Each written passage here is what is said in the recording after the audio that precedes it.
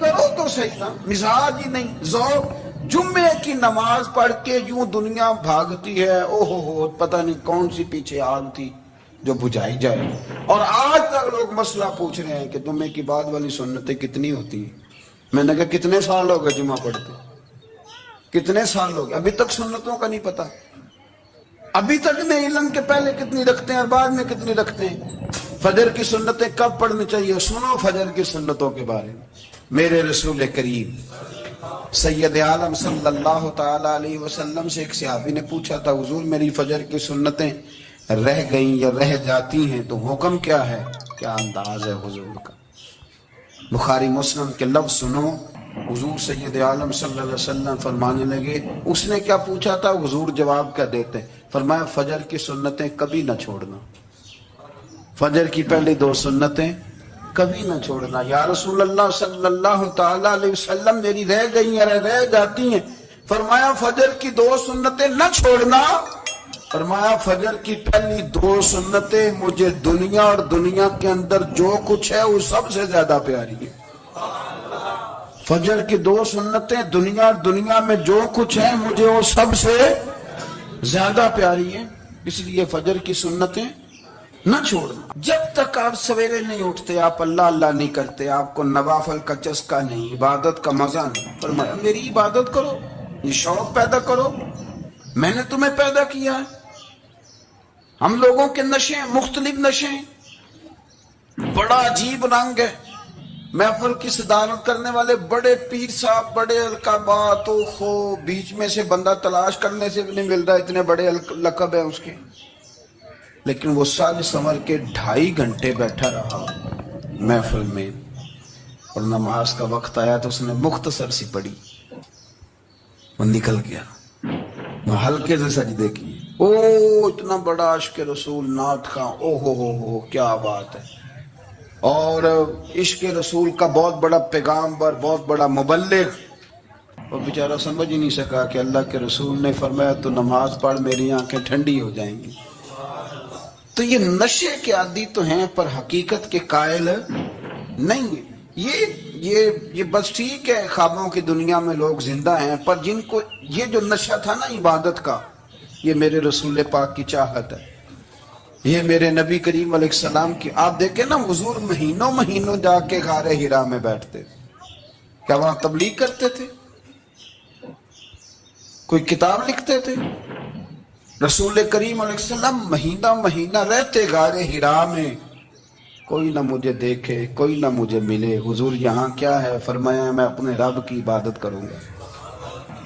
نبی کریم علیہ السلام نے سجدوں کے ساتھ پتھروں اور پہاڑوں کو آباد کر دیا، سجدوں کے ساتھ۔ آپ کا سجدہ آپ کو بہت ساری چیزوں سے چھڑا لیتا ہے، یہ بہت ساری جگہوں سے جھکنے سے بچا لیتا ہے۔ صوفیاء اولیاء یہ کیا کرتے تھے؟ یہ سجدے کا ذوق ہی تو پیدا کرتے تھے، سجدے کا ذوق۔ شاہ عبدالعزیز دباغ رحمۃ اللہ تعالی علیہ اپنے مریدوں سے فرمایا کرتے تھے کہ اگر تم پکے نمازی بن جاؤ نا، تہجد گزار ہو جاؤ، تو میرے پاس آنا جانا چھوڑ دینا۔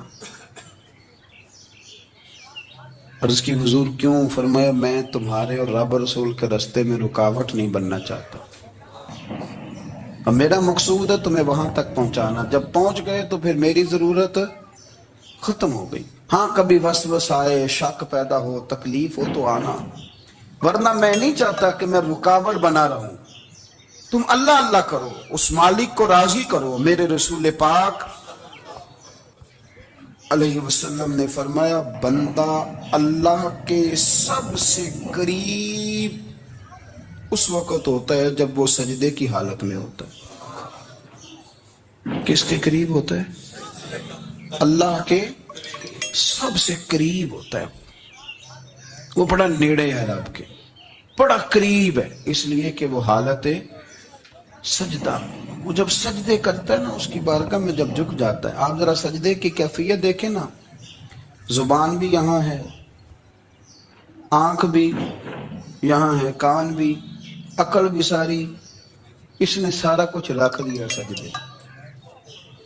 آپ وہ کبھی پیچھے جائیں تو دیہاتوں میں کہا جاتا تھا ناک سے نکیریں نکالو، بہت بڑی سزا ہوتی تھی نا، ناک سے نکیرے نکالو، بڑی سزا ہوتی تھی. تو اس نے کہا مالک مجھے کسی نے کہا نہیں، پر دیکھنا میں نے رکھ دی ساری عقل سجدے میں، اور رکھ کے کہا کیا، سبحان ربی یا اللہ میں پست ہوں تو اعلیٰ، اللہ تو میرا رب ہے اور تو سب سے اعلیٰ. اتنا، اور فرمایا جب یہ اس کیفیت میں ہوتا ہے تو پھر یہ اپنے رب کے قریب ہوتا ہے. کثرت عبادت، نوافل. ہمارے ہاں عمرے کی قرآن اندازی محفلوں پہ ہونے لگ گئی ہے، حالانکہ حدیث سے ثابت نہیں. میں دوستوں سے کہتا ہوں جائز ہے، کرنی چاہیے، عمرے کی قرآن اندازی جائز ہے، پر کسی حدیث میں نہیں آئی کہ قرآن اندازی کرو عمرہ کرو. حدیث میں قرآن اندازی یہ آئی ہے کہ نبی پاک علیہ السلام نے فرمایا تمہیں پتہ چل جائے نا پہلی صف کا ثواب کتنا ہے، تم قرآن اندازی کرو. عمرے کی قرآن اندازی کا تو پوسٹر چھپتا ہے، تو یہ والی قرآن اندازی کب ہونی ہے؟ ہونی چاہیے کہ نہیں؟ حضور نے فرمایا تمہیں پتہ چلے کہ اس کا ثواب کتنا تو تم قرآن اندازی کرو، تم قرآن ڈالو. جب آپ نماز پڑھ رہے ہوتے ہیں، جب آپ کا مصلی آباد ہوتا ہے، صلاح الدین ایوبی ایک بزرگ سے ملاقات ہو گئی، بیت المقدس پر قبضہ تھا عیسائیوں کا. تو صلاح الدین بڑے پریشان تھے. بابا جی کہنے لگے پتر کیا ہوا؟ کہنے لگے حضور پتہ چلا ہے دشمن کے 2 بحری بیڑے اسلحہ لے کے آ رہے. مسلمان پہلے ہی کمزور ہیں، اور اب اگر 2 بحری بیڑے اور آ گئے تو حضور مسئلہ بن جائے گا. تو میں پریشان ہوں کہ کس طرح یہ کم مسئلے والی ہماری فوج ہے کیسے مقابلہ کرے گی. تو بابا جی کہنے لگے پتر اس طرح کرنا، آج رات تو بھی دعا کرنا اور میں بھی کروں گا. تو بھی دعا کرنا، آپ ناراض نہ ہونا، ہم تو پیروں والے، ہم تو پیروں کے نوکر غلام ہیں، ہمارا تو گزارا ہی نہیں، ہمیں تو ملتا ہے سارا کچھ وہاں سے. پر میرا سوال یہ ہے کہ تعویذ لینے جاتے ہو نفل کیوں نہیں پڑھتے؟ رات اللہ اللہ کیوں نہیں کرتے؟ یہ بھی تو ہمارے بزرگوں کا ہی طریقہ ہے، انہوں نے تو ہمیں سکھایا ہے. صلاح الدین ایوبی سے بزرگوں نے کہا کہ رات آج نا اللہ اللہ کرنا، تو میں تیرے لیے دعا کروں گا، تو بھی دعا کرنا. تو بندہ جب دکھی ہوتا ہے تو سجدہ کرتا ہے، تو پھر ہی تو مصلی بھیگ جاتا ہے، پھر ہی تو مزہ آتا ہے. سکھی بندہ تو کعبے جا کے نہیں روتا. دکھی تھے، تکلیف تھی، تو سر رکھا سجدے میں تو تڑپ گئے. اور وہ بابا جی کہتے ہیں میں مسجد آیا تو صلاح الدین چیخے مار کے رو رہا تھا اور کہہ رہا تھا مالک میں کوئی اپنی شان کے لیے تو نہیں نہ لڑ رہا، اللہ کو میں کوئی قبضوں کے لیے تو نہیں لڑ رہا، مالک تیرے لیے لڑ رہا ہوں، مجھے بے آبرو نہ کرنا، میری مدد فرمانا. کہتے ہیں میں آیا تھا کہ مسجد میں دعا کروں گا، پر صلاح الدین ایوبی کو روتے دیکھا تو میں لوٹ گیا. تو سویرے صلاح الدین ملے تو بڑے خوش تھے. میں نے کہا پتر کیا ہوا؟ کہنے لگے حضور وہ بحری بیڑے 2 آ رہے تھے نا اسلحہ لے کے، دونوں ڈوب گئے پانی میں ڈوب گئے. تو بابا جی کہنے لگے صلاح الدین وہ پانی میں نہیں ڈوبے، وہ تیرے آنسوؤں میں ڈوب گئے، وہ غرق ہو گئے. وہ جو تو نے مصلی بات کیا تو وہ تیرے آنسوؤں میں ڈوب گئے، وہ غرق ہو گئے، وہ تباہ اتنے قیمتی تھے تیرے آنسو کے بہا لے گئے دشمن کے بحری بیڑوں کو. میرے بھائی ٹھیک ہو گیا جی، میرے عزیز سمجھ لیں اس بات کو ہمیشہ کے لیے، اور اس پر غور کرنے اچھے طریقے سے کہ میرے رسول کریم سید عالم صلی اللہ علیہ وسلم نے نا ہماری توجہ دلائی، حضور نے ہمیں بتلایا، ہمارا ذوق بڑھایا عبادت کی طرف.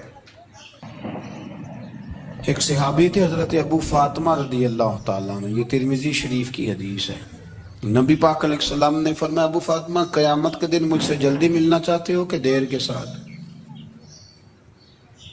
تو کہنے لگے حضور کون ہوگا جو دیر سے ملنا چاہے، ہم نے تو جان دے دی وعدہ دیدار پر. اعلیٰ حضرت فرماتے ہیں جان دے دی وعدہ اور نقد اپنا دام ہو ہی جائے گا. مجھے لگتا ہے کہ یہ سودا نقد و نقد ہو جانا ہے، کیونکہ ہم نے جان دے دی وعدہ دیدار پر. آپ نے وعدہ کیا تھا کہ مریں گے تو پھر زیارت ہوگی، تو مر گئے ہم زیارت کی خاطر. جان دے دی وعدہ دیدار پر، تو نقد اپنا دام ہو ہی جائے گا اے رضا، ہر کام کا ایک وقت ہے، دل کو بھی آرام ہو ہی جائے گا۔ تو حضرت ابو فاطمہ رضی اللہ تعالیٰ عنہ سے نبی پاک صلی اللہ علیہ وسلم نے فرمایا جلدی ملنا چاہتے ہو کہ دیر سے؟ اس کی حضور فٹافٹ ملنا ہے، میں نے قیامت کے دن آپ سے جلدی ملنا ہے۔ تو نبی پاک علیہ السلام نے فرمایا پھر اس طرح کرنا، دنیا میں رہ کے سجدے زیادہ کرنا، پھر سجدے زیادہ کرنا، قیامت میں ملاقات جلدی ہو جائے گی، قرب ملے گا تمہیں۔ اپنے بچوں کے اندر دیکھیں نا، ہم شوق پیدا کرتے ہیں، ہمیں صحیح لفظ نہیں بولنے آتے پر ہم بچوں میں شوق پیدا کرتے ہیں کہ پتر ڈاکٹر بن جائے گا تو بڑا نفع کرے گا، تو لوگوں کی خدمت کرے گا، ملک و ملت کی خدمت کرے گا، تیرے ابا کا نام روشن ہوگا، تیرے دادا کی تعریفیں ہوں گی۔ ہم یہ ذوق پیدا کرتے ہیں، ہم اپنے نوجوانوں کے اندر یہ فکر پیدا کرتے ہیں، انہیں ہم سمجھاتے ہیں کہ میاں جب تم پڑھو گے، محنت کرو گے تو فلاں آدمی کی طرح تمہارا نام ہوگا۔ یہ جتنا ذوق ہم بچوں کے اندر ان چیزوں کا پیدا کرتے، ہمیں حکم ہے کسی طرح ہم ذوق پیدا کریں کہ پتر نماز پڑھے گا تو اللہ راضی ہو جائے گا، تو سجدہ کرے گا۔ دیکھیں نا میرے رسول کریم علیہ السلام نے فرمایا 7 سال کے بچے کو مسجد لے کے جاؤ، یعنی اسے شوق دلاؤ، اس کے اندر یہ خاصیت پیدا کرو کہ اس کا دل کرے مسجد میں جانے کا، اس کے اندر یہ خصوصیات لاؤ کہ وہ ہمارے ہاں نا ہر چیز کو پرموٹ کیا جا رہا ہے، ہر چیز کو، یعنی سر سنگیت سکھانے کے لیے اکیڈمیاں بن گئی، ہر شے پرموٹ ہو رہی ہے، عبادت کا جذبہ کم ہوتا جا رہا ہے، اللہ کا ذوق ہمارے اندر نہیں رہا، اور اتنا مشکل ہم نے اپنے لیے بنا لیا ہے کہ وہ بندہ جو بڑی زبردست مذہبی گفتگو کر رہا تھا اور تگڑی بات کر رہا تھا، کیا بات ہے، لیکن نماز کے بارے میں کمزوری دکھا جاتا ہے، نوافل کے بارے میں وہ چپکے سے نکل جاتا ہے۔ امام احمد بن حنبل رحمۃ اللہ تعالی علیہ، مسند امام احمد بن حنبل 14 جلدوں میں ہے مارکیٹ میں، اور مجھے تو خیر پسند ہی بڑی ہے، میں نے کئی دفعہ پڑھی ہے، اور کیا بات ہے امام احمد بن حنبل کی، کیسے تگڑے قسم کے محدث تھے، اور اللہ نے کتنا انہیں اعزاز عطا فرمایا ہوا تھا، یہ کوڑے بھی کھاتے تھے دین کی خاطر، سارا کرتا لہو سے بھر بھی جایا کرتا تھا، بڑا اعزاز والا شخص تھے، بڑے اعزاز والے، حدیثیں جمع کرنا، حدیثیں لکھنا، حدیث پڑھانا، سارا دن رہتے تھے، کہہ سکتے تھے کہ میں کر تو رہا ہوں کام، اور حدیث بھی موجود ہے کہ عالم عابد سے افضل ہوتا ہے، پر اس کے باوجود امام احمد بن حنبل رحمۃ اللہ علیہ 300 نفل فرض نمازوں کے علاوہ پڑھا کرتے تھے، 300 نوافل روز پڑھا کرتے تھے۔ ان کے بیٹے نے کہا ابا جی مکان خریدنا ہے تو جگہ کہاں کر کے لوں، بہت ساری آبادیاں، تو فرمایا پتر وہاں لینا جہاں مسجد قریب ہے۔ میرے رسول کریم سید عالم صلی اللہ علیہ وسلم اتنا پسند کرتے مسجد کو، اتنا پسند کرتے نماز کو، کہ رسول کریم صلی اللہ علیہ وسلم تہجد کی نماز بھی پڑھتے، پھر حضور فجر کی نماز بھی پڑھتے، نبی پاک وتر کو الگ کر کے پڑھتے، عشاء کے ساتھ نہیں پڑھتے، یہ تو ہم سے یہ اجازت دی ہمارے بزرگوں نے کہ بعد میں اٹھے گا کون علیحدہ وتر پڑھنے کے، عشاء کے ساتھ پڑھ لے، وتر پڑھتے، تہجد پڑھتے، فجر پڑھتے، اشراق پڑھتے، چاش پڑھتے، پھر مغرب کی نماز کے بعد 6 رکعت اوابین پڑھتے، پھر رات کو صلاۃ اللیل پڑھتے۔ سیدہ عائشہ صدیقہ کہتی ہیں زمانہ سو جاتا اور میرے رسول مصلی بچھا کے کھڑے ہو جاتے، او یار کھیتی باڑی کر کے نہیں، محنت مزدوری کر کے نہیں، جناب عائشہ کہتی ہیں میں یہ بھی دیکھتی کہ حضور ایک آیت شروع کرتے تو ساری رات اسی کو پڑھتے، اور میری نظر جاتی تو قدم مبارک پہ ورم آ جاتا، یار نماز پڑھ پڑھ کے اتنی مشقت کر کے، اتنی جد و جہد کر کے ورم آ گیا، یا رسول اللہ اتنی محنت کیوں کرتے ہو؟ فرمایا افلا اکون عبدا شکورا، کیا میں اپنے رب کا شکر گزار بندہ نہ بنوں؟ صحابہ کا ذوق عبادتوں کا، ریاضتوں کا، تلاوتوں کا، طبیعت ہے ان کی، وہ ایک دوسرے کو، حضرت مولا علی شیر خدا کرم اللہ تعالیٰ وجہ الکریم کے زمانے میں روم کے بادشاہ نے کہا یار یہ مسلمانوں کا پتہ تو کرو، یہ آخر کیوں اتنے زیادہ مجاہد ہیں۔ اس زمانے میں جاسوس بھیجنے کا مزاج تھا، اب تو جاسوس پکڑا جاتا ہے، اب تو جاسوس اور جاسوسی کا شوق ویسے آج بھی ہے۔ عرض کروں تھوڑی سی بات ہی سلمان جی، پتہ ہے کیا ہمارا مسئلہ ہے؟ ہم جہاں جاتے ہیں نا وہاں تھوڑی خوشبو سونگنے کی کوشش کرتے ہیں، وہ کیا ہے تو یہ کیا ہے تو ادھر کیا ہے تو تھوڑا سا ادھر کیا ہے۔ میرے رسول پاک پڑھیے درود شریف، سارے پڑھیے ذرا زور سے، صلی اللہ تعالی۔ نبی پاک علیہ السلام نے فرمایا جاسوسی نہ کرنا ورنہ تم بندوں کو خراب کر دو، اور فرمایا اس طرح نہ ہو کہ تم کسی کے آپ کھول نہ نکلو تو تمہارے پہلے کھول جائیں۔ یہ جو ذوق ہے نا یہ ختم کریں، چھوڑیں، مطلب آپ کس چکر میں پڑے ہوئے ہیں، اتنی زیادہ توجہ کرنے کی کیا ضرورت ہے، نے کام سے کام رکھیں، اس میں بندہ تھوڑا سا نا آسان رہتا ہے۔ یہ جو بہت زیادہ ٹٹولنے والے لوگ ہوتے ہیں نا وہ بیچارے پھر عمر ٹٹولتے ہی گزار دیتے ہیں، اس لیے کہ مزاج ہی بہت پکا ہے، بوری کا منہ کھول کے اندر تک ہاتھ ڈالنا، تو پھر کئی دفعہ سامنے سے بچھو بھی لڑ جاتا ہے، خرابی ہوتی۔ تو جاسوسی کی جاتی تھی، اس نے بھی جاسوس بھیجے، کیونکہ قبیلوں کے لوگ تھے، کچھ مسلم کچھ کافر، پہچانے نہیں جاتے تھے لوگ، تو کچھ لوگ اس نے بھیجے، انہوں نے آ کے نا تحقیق کی، ریسرچ کری کہ آخر ماجرا کیا ہے، تو واپس جا کے انہوں نے رپورٹ دی نا روم کے بادشاہ کو۔ اس رپورٹ کا ایک جملہ بڑا شاندار ہے، وہ کہنے لگا بادشاہ ہمیں مسلمانوں کی کوئی سمجھ نہیں آئی، ہمیں کوئی سمجھ نہیں آئی۔ انہوں نے کہا بھئی کیوں نہیں سمجھ آئی؟ کہنے لگے یار عجیب بندے ہیں، جب رات مسلح پہ بیٹھتے ہیں تو یوں لگتا ہے ان کا دنیا سے رشتہ ہی کوئی نہیں، کوئی کسی کو نہیں جانتا، کوئی اپنے دکھ سنا کے رو رہا ہے، کوئی اپنی بات کر کے رو رہا ہے، لگتا ہے کہ ان کا کوئی رشتہ ہے ہی نہیں جب مسلح پہ بیٹھتے ہیں۔ اور فرمایا جب سویرے یہ جہاد کرنے نکلتے ہیں تو لگتا ہے ان سے زیادہ دلیر ہی کوئی نہیں۔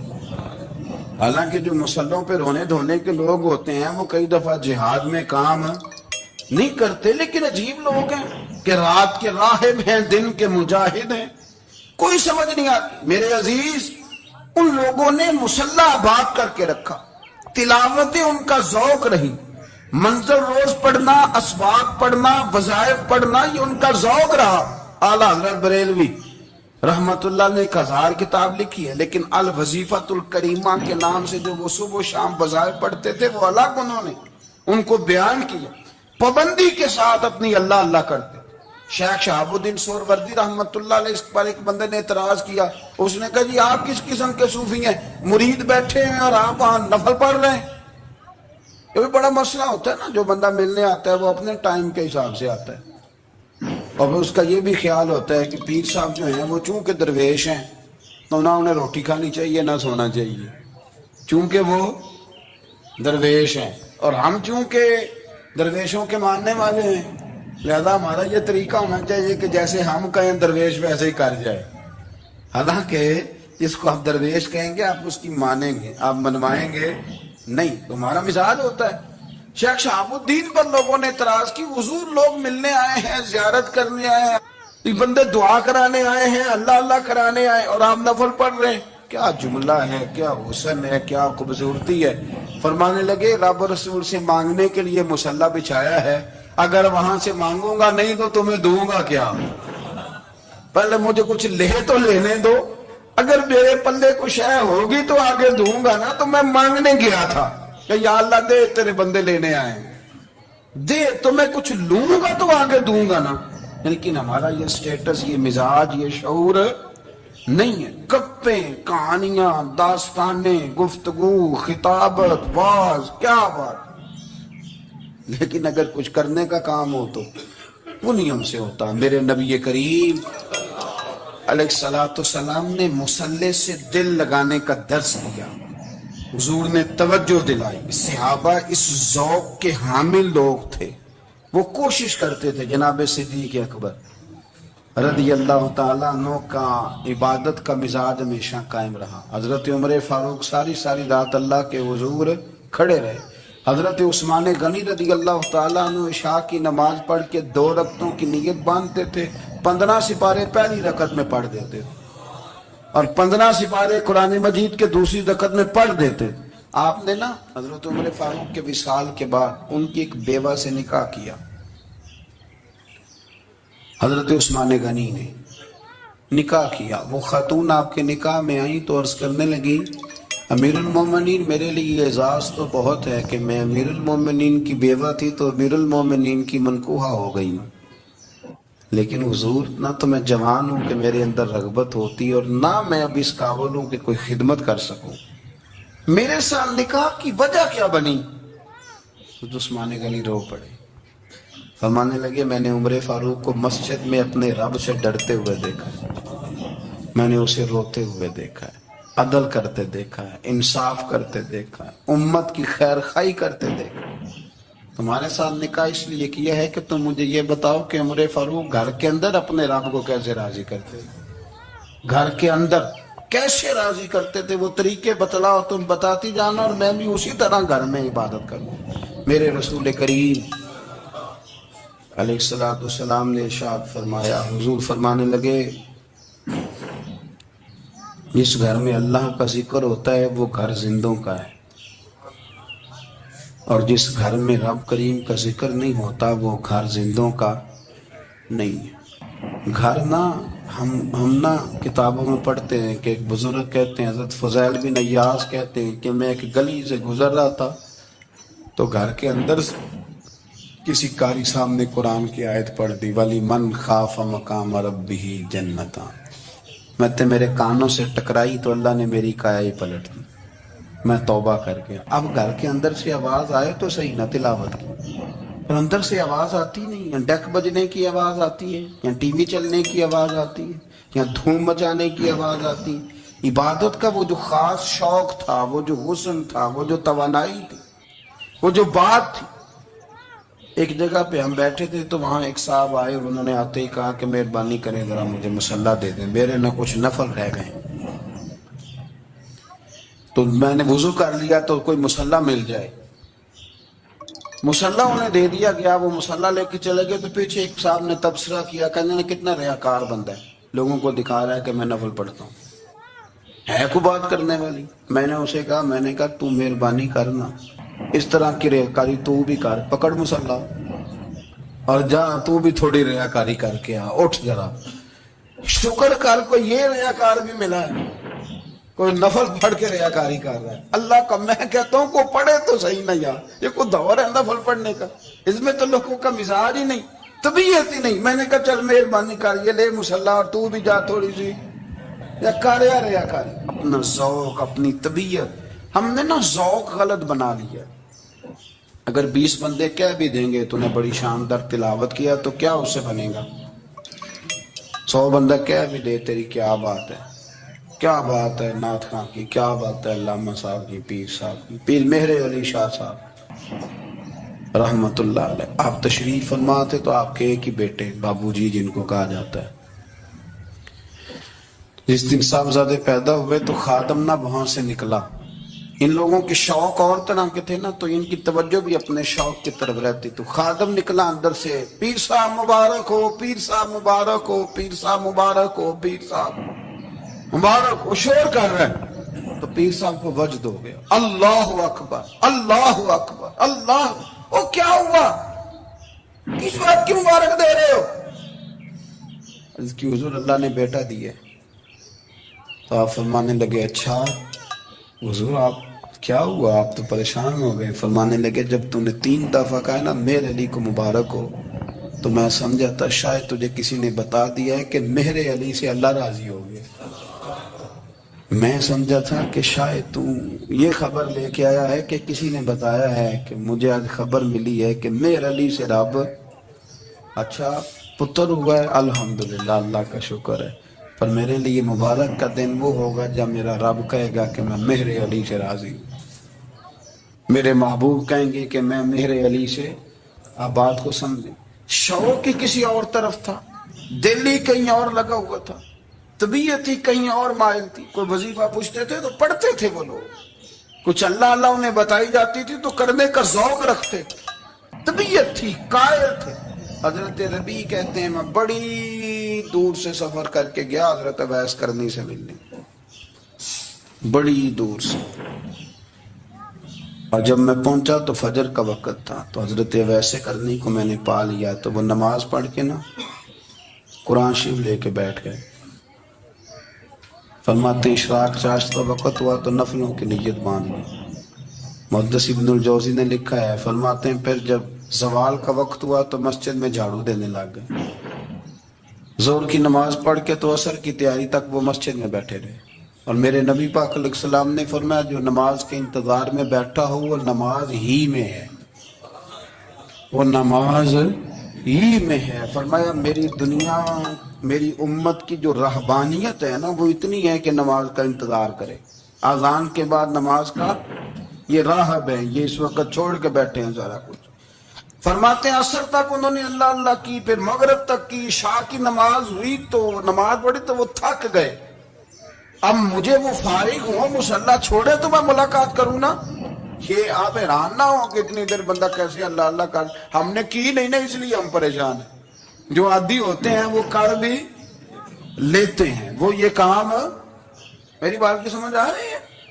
جب جاتے ہو کسی دفتر میں تو 8 گھنٹے کھڑے رہ لیتے ہو نا، مجبوری ہوتی ہے تو کھڑے رہا جا سکتا ہے۔ پاسپورٹ کے دفتر بولیے، امیگریشن کی لائنوں میں، اور میں نے تو امبیسیوں میں بندے 12 گھنٹے پہلے جا کے کھڑے دیکھے، رہ لیتے ہیں کھڑے۔ تو اگر ان کاموں کے لیے رہا جاتا ہے تو اللہ رسول کے لیے بھی کھڑے رہا جا سکتا ہے۔ تو فرمانے لگے کہ جب عشاء کی نماز کے بعد آخر انسان تھے، تھک گئے، نیند کا غلبہ ہوا تو تھوڑی ایسے آنکھ بند ہوئی تو کھلی تو رونے لگے۔ حضرت اب ایسے کر لیا، رو کے کہنے لگے مالک مجھے غافل تو نہ کر، ابھی میں نے کیا بھی کچھ نہیں، دن ختم ہو گیا، کوئی نفل نہیں، کوئی اللہ اللہ نہیں، اللہ مجھے غافل نہ کر، میری مدد فرما۔ فرماتے ہیں جب وہ روئے تو میرے ساتھ جو شخص تھا میں نے کہا اٹھو چلیں، کہنے لگے حضور ملنا نہیں، فرمایا جو میں لینے آیا تھا وہ مجھے مل گیا، جو میں ان سے سیکھنے آیا تھا وہ مجھے نصیب ہو گیا، اب اور میں نے کیا لینا، ختم ہو گئی بات، اٹھو چلیں۔